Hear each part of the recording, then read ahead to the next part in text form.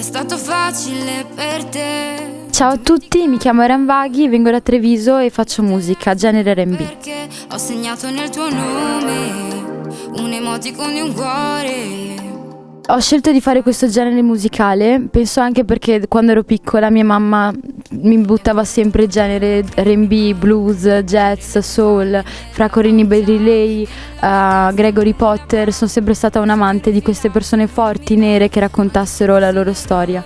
Quindi ho detto, perché no, è la cosa che mi può rappresentare meglio, e spero nel tempo di trovarmi sempre di più su questo genere e capire anche quali sono le mie sfaccettature. Potrebbe essere anche il pop, però perché no, mi concentro sull'R&B. Le luci della città,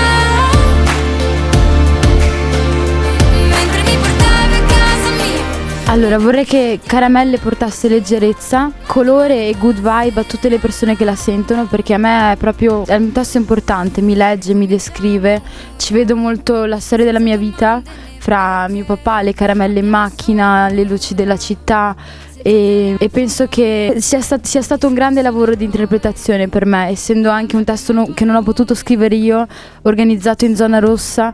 E devo infatti ringraziare la Gotham Dischi, che intanto mi ha ascoltata, ma soprattutto che mi ha letta e capita a distanza senza avermi mai vista, perché ci vedo tanto mio papà, ci vedo tanto i miei primi amori, e vorrei che portasse tutta la leggerezza che sento, nostalgica come sono io, ma molto leggera. Sento, forse capirò. Caramelle in macchina.